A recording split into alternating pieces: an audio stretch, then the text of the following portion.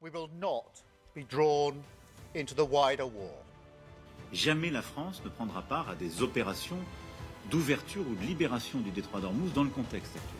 L'Italia non è in guerra con nessuno e non sarà in guerra con nessuno. Aber wir beteiligen uns nicht an diesem Krieg. Das haben wir vom ersten Tag an gesagt. Solange der Krieg andauert, werden wir uns daran nicht beteiligen, in der Straße von Hormuz mit militärischen Mitteln eine freie Schifffahrt zu gewährleisten. Hey everyone, welcome to Between Sundays podcast. We're so glad that you're listening or watching, and I'm your host, Dale Satrum, if you didn't know that, and I'm joined with my two fantastic co-hosts, Katie Jones. What's up, guys? Let's go! Let's go! Didn't even let him finish. We're a little quieter this morning on that one. I'll try to do louder. Let's go! There we go. They're a little bit tired because they had a long night last night. Little EP. It was a great night. It was great, but quick plug. Yeah, if you guys have not heard of The Well here, if you're 20s up to all the way through your 40s, we want to hang out with you every single month on the third Tuesday. Jeremy runs worship. He does a great job, and there's small group time, free dinner, free childcare for you parents out there. So it's a real treat.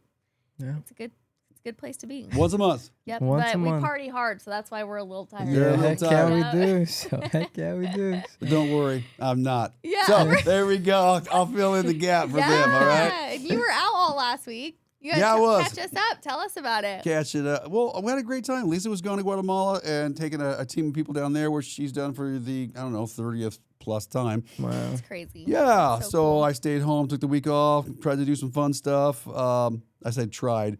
I had a guided fishing trip that was canceled. That's sad. I mean, really, that's just That's okay. disappointing. Right Yeah. now, you're all listening. It's time to go. Oh, okay. I know you feel bad for me.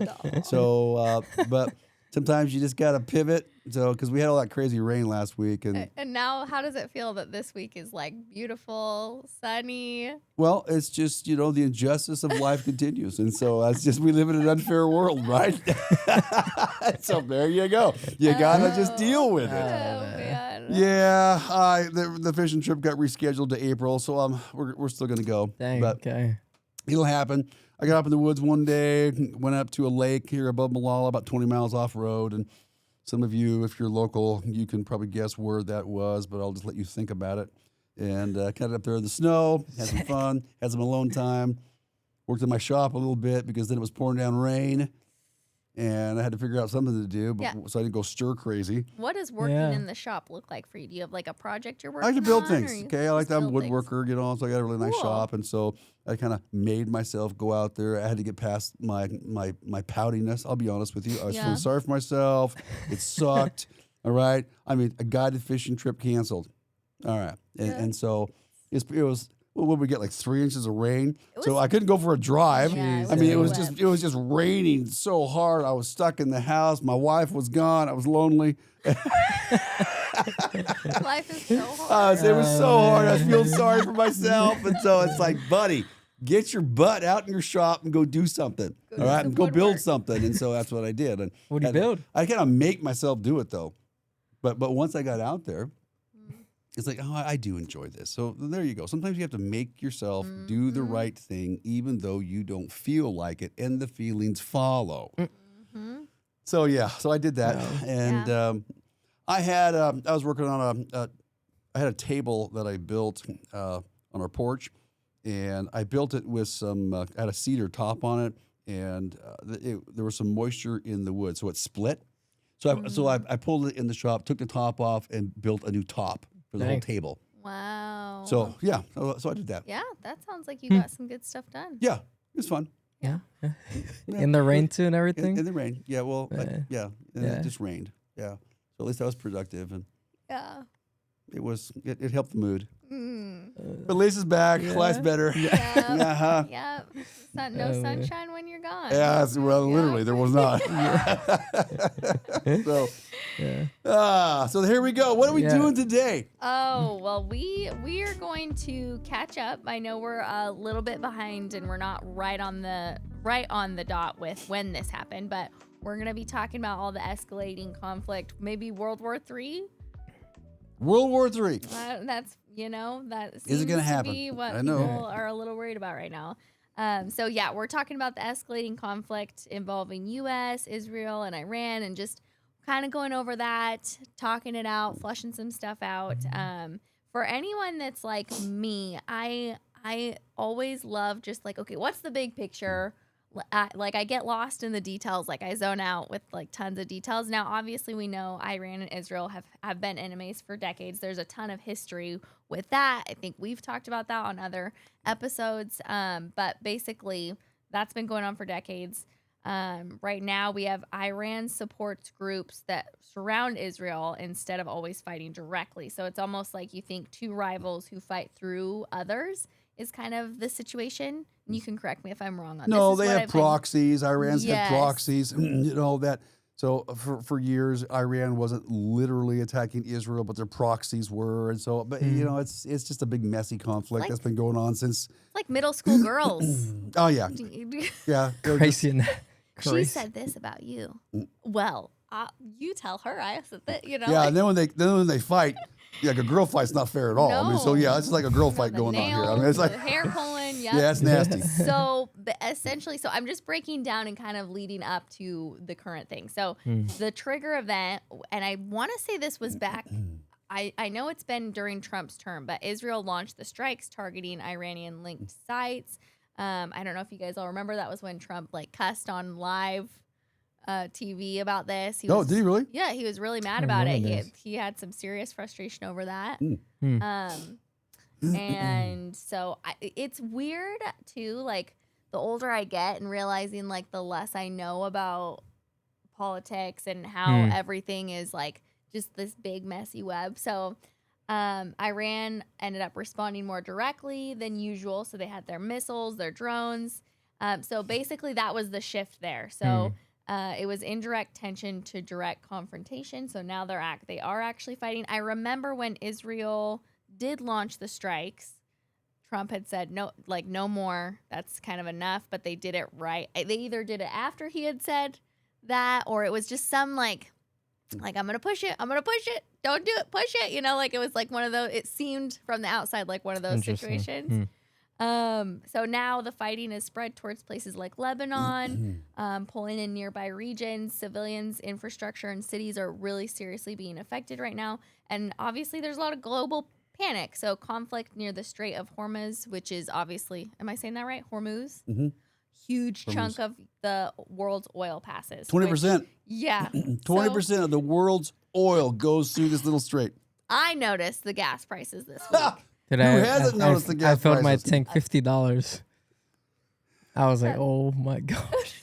I was about to crash out this morning. Hear me. I feel that. Mine was 100. But I I also have the big thing. Oh, with yeah, the the kids, big you thing. know? I'm not looking forward to So- filling up my motorhome. You should probably wait on that. That's a $200 bill or more. Anyway. It's craziness. So anyways, that's kind of it in a very simplified nutshell. There's ongoing airstrikes, missile attacks, lots of regional involvement, civilian casualties, mass displacement is rising. And there's a lot of countries that are resisting the pressure to join militarily right now. So, and I feel like before this started happening is when we actually just did the episode on all the Iran, all that stuff that was happening, all the protests of the people and everything. So it's just like there's just so much going on, and there's so much information coming at you constantly. It's really like it can be very it can just make you feel really overwhelmed. Well, it's overwhelming, and It I is. think that maybe instead of I don't think anybody here needs us to, after a while, keep unpacking this conflict that's been going on for not only decades, but recently now it's escalated to a whole new level. I'm kind of curious, maybe we could even get some feedback, because I'd love some feedback. What are people concerned about? I mean, all this stuff is going on. What are people genuinely concerned about? I mean, what are you guys concerned about? What do you hear other people are concerned about Oh, I with have this a whole list. conflict? Well, I want to. Well, what's the But list? I'm gonna let if Jeremy has anything, because I've been doing all the talking so far. So I just been hearing the conversation of innocent people dying. That's probably the biggest thing. All right. Which comes with war. I mean, both sides Always. have innocent children that have lost lives or injured, and so. But I mean, it's just war, so it's gonna happen. I don't know, nothing pretty about it. No, there's nothing pretty about war. Okay, which sometimes surprises me how people, Christians even, how they talk about it. It's like they're all excited that we bombed another country and this conflict is going on, or it's almost like they're. I mean, I don't know. It's just like, yeah, okay, whoa, time out here, okay. I mean, I know this is not a nice regime. I mean, I get it, but sometimes people's responses are. It surprises me because it's like we don't think through the ripple effects of war, and. Okay, so you might be happy that Iran can't make a nuclear bomb. I think the world's happy about that. But the ripple effects of that decision in terms of all the other conflict, all the people who displaced. In fact, we'll talk about that, here in a few minutes. We'll talk about what's not being talked about. But that is one of the things not being talked about. Displaced people. So innocent people. What else are people concerned about? Well, I am very hesitant to get involved, especially when at least from my knowledge, in the Middle East, we have never had a successful regime change, and we have been out there for decades.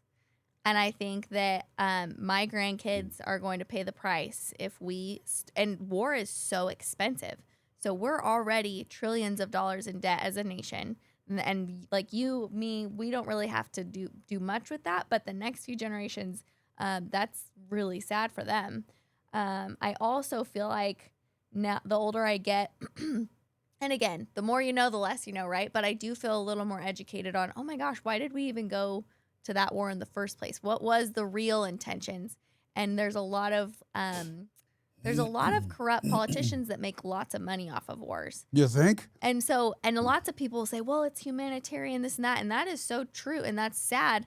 And like my heart breaks, but I'm also like, if it was just humanitarian, why haven't we been to North Korea or certain spots in Africa? There's so many other places that have very similar, awful, horrible things. We can't in good faith go to war over every single. They don't have oil, Katie. Exactly my point. But I mean, there's so much I don't know. I don't want to. I'm not trying to pretend like I know all the things about it. But I'm very hesitant, and I have a son. I don't want him to have to be going to a war that we're not even fully aware of all the reasons for it. And I don't think it's necessarily a good habit to get into going and fighting other countries' battles for them too. So I'm a little bit more of a standoffish when it comes to going into war. I know that there are other points of view, and that's okay, but that's kind of where I'm at right now. That you asked what my concerns were. Yeah. That's what I'd have to say. What are you hearing other people's concerns? Same thing. Like there's been a lot of military. I saw this one video, and it's so hard too. We don't know what's AI and what's not, but this one looked. Yeah. When I looked, I followed the guy's account and everything, and he's a military officer. I should have grabbed his video for us, but he got thrown out of it was some sort of like a council meeting because he was saying, he's like, we should not be going to war for Israel. He's like, we should not be involved in this, and he ended up getting thrown out. But this is a military officer, and there's lots of other ones that are coming out and saying like, we're not fighting this war. This is not our war. And so there's a lot of people that are really wrestling with why are we involved in this particular one. So if I had to say what I'm seeing a lot of people talk, that's the big one I'm seeing. Yeah. It's a big deal when another country preemptively invades or bombs or goes to war with another country because of the threat that they might attack us. I don't know if some people have missed that point. I listened to that, and that didn't make any sense to me. We're going to preemptively attack another country because they might attack us. The threat of their attack is real, so we're going to attack them before they attack us. Like, whoa.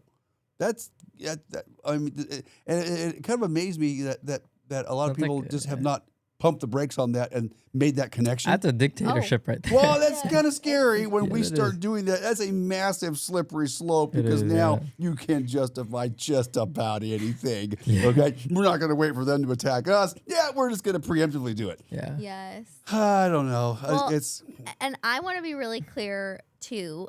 So when I talk about Israel right now, I'm talking more about their government than the people. And I think as Christians, I will be honest, I feel like we can get really manipulated. It's the Holy Land. And I get that. I do and it has a beautiful special spot in our faith, all that, not arguing that. But it is possible, just like it's possible for Americans to have a very corrupt government. It's possible for Israel to have a corrupt government that the people are suffering from. And that's honestly kind of what I see from my point of view. We see that all over the world, all too. over the world, too. So it's tough because, it's just so messy. It's so really messy. easy for the church to give Israel a free pass because if you have a certain perspective on Israel, a certain biblical lens that you're going to use, it's really easy to give them a free pass because, well, they're God's chosen people, and this is all God's will and His plan, and it's going to fit into biblical prophecy, and this is all part of what's supposed to happen. It's like, whoa, hold the phone. Yeah. Mm-hmm. Well, I don't have to agree with everything they do simply because you believe that God has some future plan for Israel. Now, because there's different perspectives out there. Some people believe that God has a future plan for Israel, and some people don't believe, and they believe it's already been fulfilled. Both of those are fairly legitimate perspectives, folks. Okay? That may disturb some of you to know that I'm saying that, all right? Because you think I should be supporting one or the other. But when you look at it biblically, you could kind of go both directions on this. yeah, be careful. You're going to be called a heretic? Anti-Israel? It's very easy. Well, and it's a rabbit. There's a book that I dabble in. It's sitting on my nightstand. I go back and forth because it's just so much information. But it was written by completely unbiased journalists. They didn't go into it looking to blame, but they just followed money trails. It's called the Israel Lobby. And there's just certain things within our culture that, if you just take a step back and look at, is really off. You don't have to report as a foreign entity. The Israel Lobby doesn't have to report as a foreign entity. They don't have to give us reports on what they're spending the money that we're giving them on. We don't have to have those reports. There's certain things that just don't sit right with me. I think that It's a lack of accountability. Yes. And what is that quote? I might butcher it, but it's absolute power corrupts absolutely. Yes, corrupts absolutely. Yes. And that's how it feels. And that's not just Israel. That's it. That's any country. But so there's a lot. I mean, there's so much we could talk on this, but what do you guys think? One of the questions is that I do see people worried about is the global war. So how close to global war are we? What does this mean for everyday Americans? Is this the end times? There's going to be Christians out there that are going to play on I know. this is the Well, I have a video I want to show you guys. So yay. these are just some leaders that they've been asked, are you going to take part of this war? And they said no already. And so I can show you some of the leaders that from different countries. So you have France. You have. I'm just going to play it. Here. Yep. We will not be drawn into the wider war. Jamais la France ne prendra part à des opérations d'ouverture ou de libération du détroit d'Ormuz dans le contexte actuel. L'Italia non è in guerra con nessuno e non sarà in guerra con nessuno.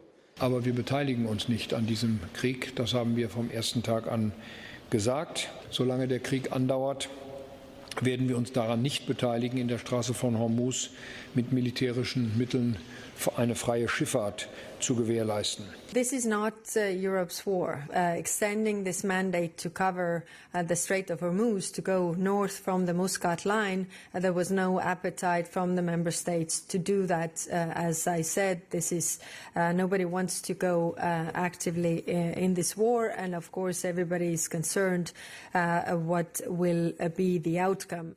Yeah. So those are just different leaders right now. They're saying no to it. So.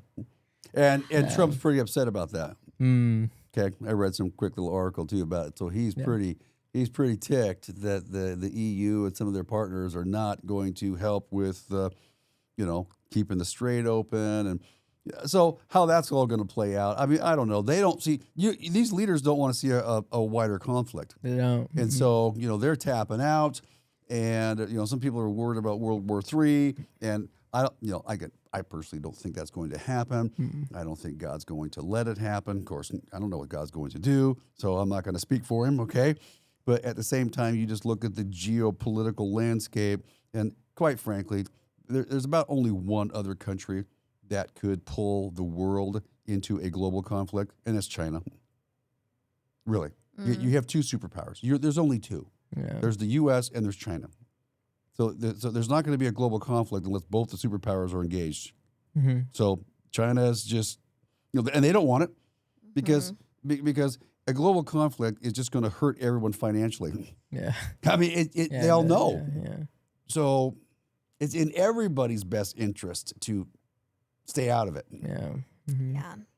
It's so tough because too, on the one hand, you do want to see a regime change for the Iranian people. Well, sure. Like it's awful what they're living through. So man, yeah, it's just messy. It's so messy. Right. And I think that you some people can just say, well, we should have went in there and changed the regime and saved people's lives and I can appreciate that perspective from an empathy point of view, but then does that make the United States, again, are we going to be the world police for every regime change that needs to happen around the world? Because it's not just Iran. Look at some of these African countries. Look what's going on in the Congo. Look what's going on in Sudan and some of these other areas where people are being butchered and Christians are being killed. And I mean, there's no religious freedom. I mean, so Iran's not the only place. So I don't know. It's complex. It's a slippery slope when you start going into one country and not somebody else for humanitarian reasons. I don't think anyone believes that. It's a global chess game. It just is. You have United States, China and United States, they're playing a global chess game. So I know this is my opinion, but you take out Venezuela, you take out Iran. Of course, now Cuba's in crisis. You have three countries that all work together. They were all united with China. So sometimes in my skepticism, I look at the narrative. This whole thing has to do more with China than anything else. Whole thing. Because China gets their oil from Venezuela and Iran. And so now all of a sudden, if you choke oil out from where they're getting, what does that do with the U.S.? It gives you more control. It's a game. So does that have anything to do with Iran? My part of me says partly, but there's a larger narrative. Interesting. So no, that makes sense though, because then there's the incentive for us to get involved. And honestly, when I look at this, I'm like, we're literally providing military intelligence and defense systems. At this point, we're in it. Like, we're so in it. Exactly. Other than like, but I do not believe the end game for the U.S. is Iran. Yeah. I think it's China. Influence on China. So there you go. It's a good guess. I mean, yeah. Now, this is where his wisdom comes in. in. China could really get ticked off at that. So then it's like, let's just see what happens. Yeah. If they step in, then that might be a... In World War II, you know what Japan's reasoning was for bombing the U.S.? We cut off oil supplies. That's how we got into World War II. Just saying. So, I should have known that. I was like, I knew that. Yeah. my brain went blank. That was before both our times. Okay, go on. Yeah, you keep talking about as you get older. Right. Okay, Katie. That's what it is. I'm getting older. All right. Well, okay. We kind of gave a really good overview. It's so big. We'd love to hear from you guys, though, as always, because we want to hear different perspectives and different angles, and that's what the current events is for. So what not enough people are talking about is the humanitarian crisis behind the headlines. So I know you briefly touched on that. Yeah, I did. So hundreds of thousands misplaced in Lebanon. Civilian infrastructure, we already said. Schools and hospitals are extremely damaged. I believe wasn't it a girls' school, which is kind of like where it started. There was multiple girls that were killed in this. It's it's so sad. So we hear numbers, but what is actually happening to families? How do we stay human amid global conflict? So those are just I didn't even know, Katie. You talk about not enough people are talking about this. Okay, this is that section of the podcast. And so I haven't heard hardly anything about what's going on in Lebanon. And so I pulled it up. And it's crazy. I mean, there's over. They think there's close to 1 million people who are displaced. Wow. And it was already. I mean, their currency crashed. They were already in economic crisis anyway. And so here's a country already in economic crisis.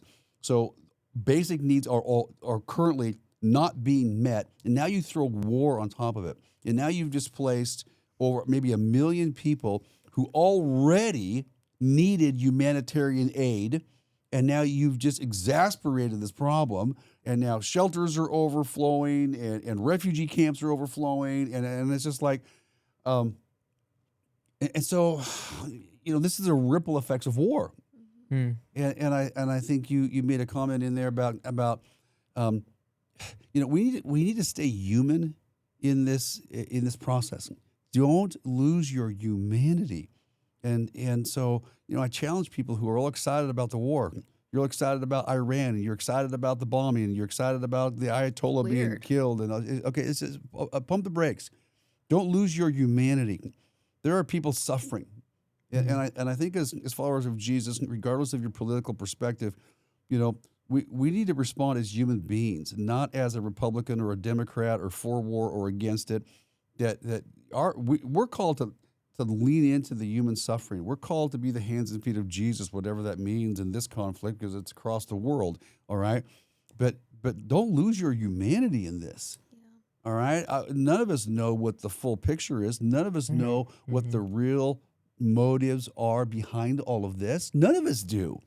We're not in the Situation Room. We're not in the Oval Office. We don't know all the conversations that have been going on for years that's led up to this. So, we can have our ideas, but what we do know is that people are suffering because of war, which innocent people always suffer when it comes to war.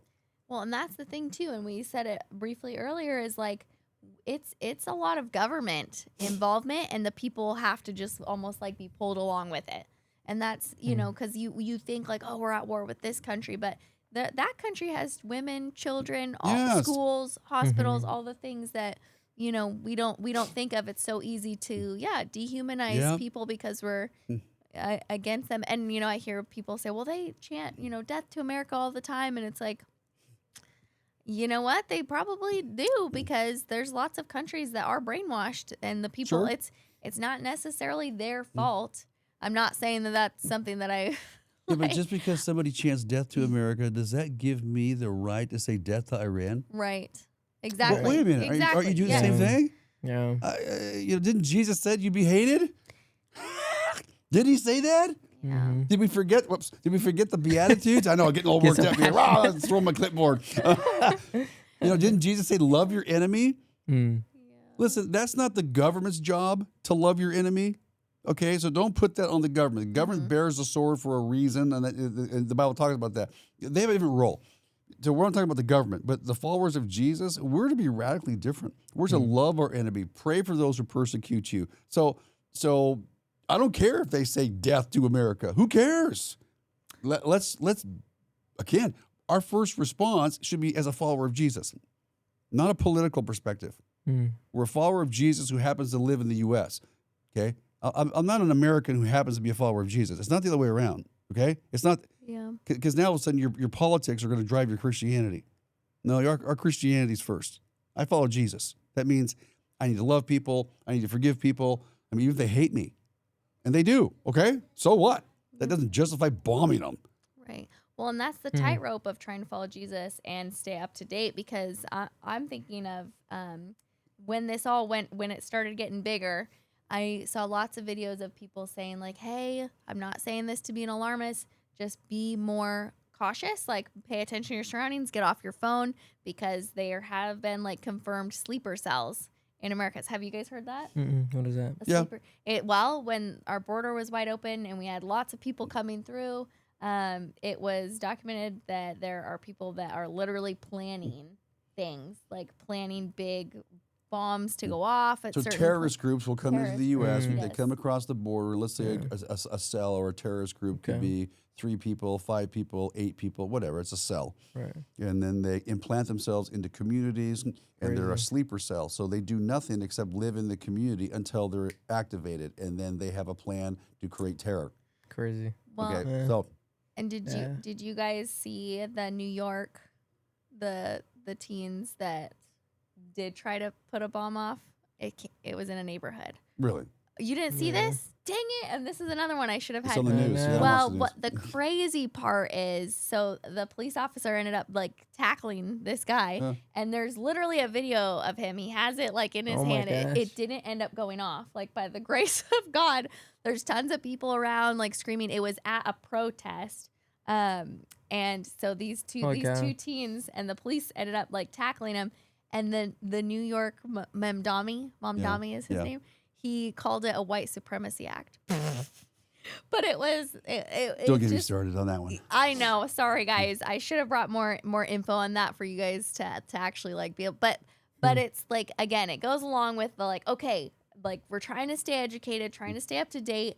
What does even following Jesus look like this? Like I want to try and keep Jesus's peace, and I don't want to worry too much about this, but also like I've got kids. I want them to be aware. Like, what is that? You know what I mean? Like, it's just wrestling with that tension throughout this.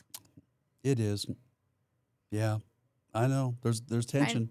I mean, you can't live your life in the fear of it. No. But also, I mean, I've seen people be like, hey, try to avoid big public spaces if you can. And it's like, I don't know if I can get away with that. After a while, it feels like control to me because we control the masses with fear. So it's just like, you know that's what? a great point. Just always be aware of your surroundings, no matter where you're at. All right? Just pay attention. You know? And then keep living your life. And keep living your life. Katie, is there any good news? Right. I know, guys. Tell me you got me some good news, Katie. Come on. Well, Tell me something good. There was, along with all this, you do see, like Mr. Rogers says, look for the helpers. And there are countries that are specifically taking in refugees from all of this. And no doubt, I'm sure that that's something that we'll probably end up doing too.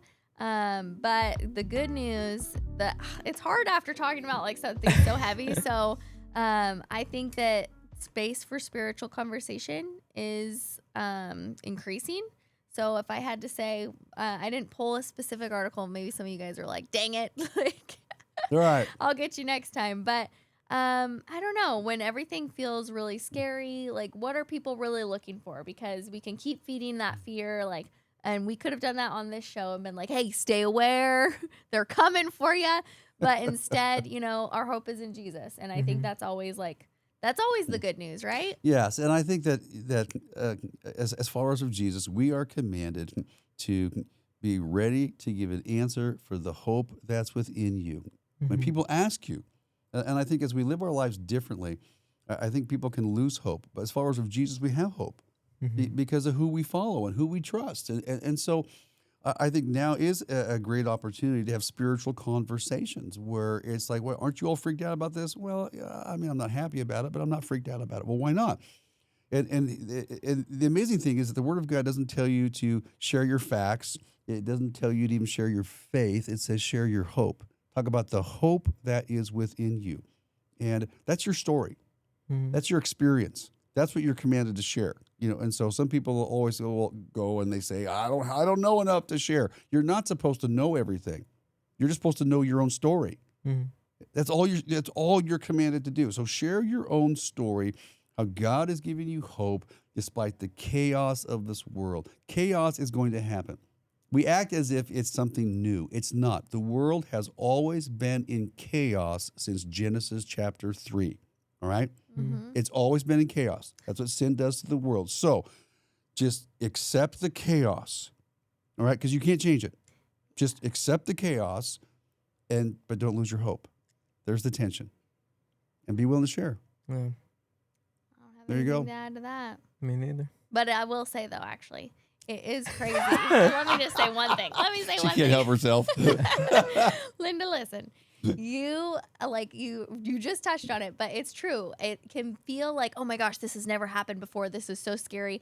And then you literally look and you're like, oh my gosh, literally the third person on the entire planet killed his brother. Like we have like murder happened literally within, Chapter 4. Okay. Seriously. And again, it doesn't diminish the weight of things happening, but also like knowing God is good. He's always in it. Sometimes we don't see the end goal or whatever, but we know that he's with us throughout the whole thing and all the hard times. We're not promised easy times. So no, and you don't know what the future is either, but you can't worry about the future. You know what you have? You have the power to live today. So live today. Okay, I won't add to that. Yeah. Yeah. Yes. Don't let the fear of the future rob you of living today. Amen. We'll quit with that. Point. Yeah, Unless Katie has mic one more drop. thing to Nope. say. Yes. Yeah. Subscribe. Hit that subscribe button. We are on the way to 1,000. We can't do it without you guys. Come on. And that's the let's baby go. step. Let's go. If this added any value to you, please share it with a friend. Throw it in your group chat. And also give us some ideas. Write to us, bspodcast@foothillsonline.com. Follow us at Between Sundays Podcast on all the socials. And we will be back with another episode in a couple days. We'll see you later. See you guys.